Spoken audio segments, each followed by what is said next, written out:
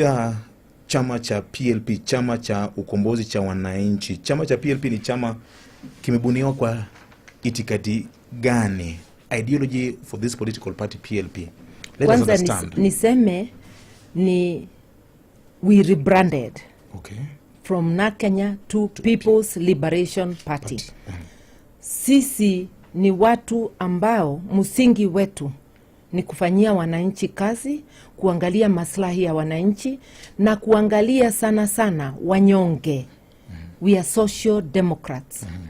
Na maono yetu ni ya kwamba nchi ni kama familia. Okay. Na katika familia wale wadogo, wale wanyonge unawashika mkono, mnaenda pamoja.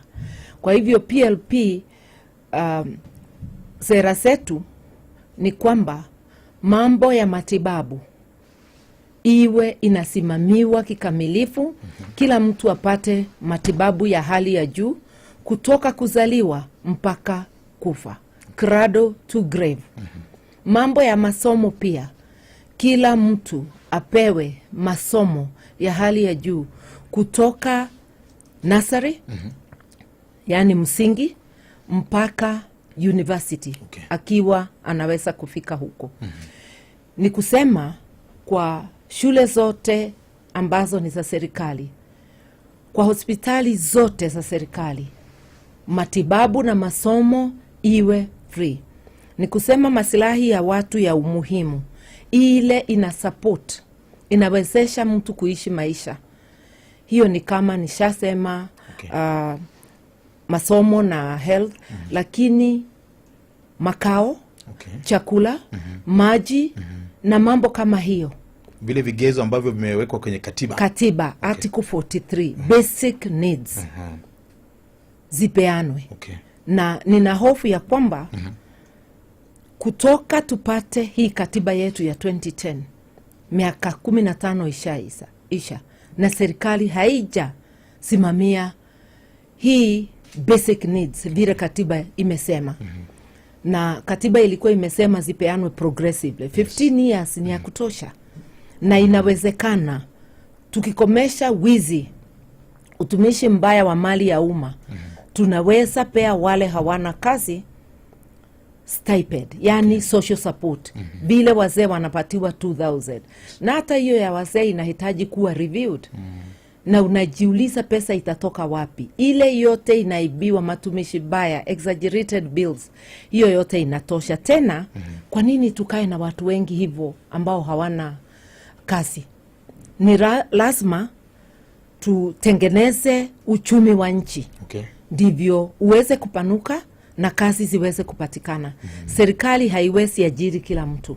Kazi yake ni kutengeneza mazingira ya kufanya biashara, na ndivyo wadau wafanye biashara, walete viwanda, na kuleta sio kutoka hata ngambo, hata Wakenya wanaweza leta. Okay. Watu wa sekta ya zile ndogo, SME, small and medium enterprises. Tuko na zaidi ya 7.4 tukitunza hiyo sekta. Hata wakiongezea kazi kila mtu moja, hizo ni 7 million jobs. Wakiongezea kila mtu, kila kampuni watu wawili, hiyo ni 15 million. Kwa hivyo serikali ambayo inataka tutatue jambo la ukosefu wa kazi, lazima tupeane support kwa hiyo sekta. Okay. Tukipeana tax holidays, wacha kupea wadao wakuja kama ndio wao tu peke yao. Hii ndio sekta kubwa sana ikiwa pamoja, ukijumuisha. Tujijenge kama Wakenya. Tujijenge, na hawa hawaendi mahali. Hata mambo ikiwa mabaya hawaendi. Hawa wanakaa, wanaanguka, wanaamuka, wanaanza tena. Hawa ndio your most dependable sector. Asante sana. Kwa hivyo tuwasimamie. Sio kama sasa wanasema ati mtu wa ngambo akija na bilioni 3 unampatia tax holiday for 20 years. Na mtu hapa ndani na wewe mtoto wako Mkenya mwenzako yule amekuajiri kazi, unamwangalia, unampita. Hiyo ndio tunaanzia. Asante sana. Na uchumi ya Kenya lazima tukiitunza iwe imepanuka na iwe ina serve inatumikia kila Mkenya, sio wachache. Leo hii tunaambiwa uchumi unaendelea kuwa safi, lakini kwa mfuko ya kila Mkenya hatusikii hiyo. Tuko na tabu. Tunataka ile uchumi kama ni kodi iwe chini, ndivyo watu waweze kulipa na kuendelea na maisha.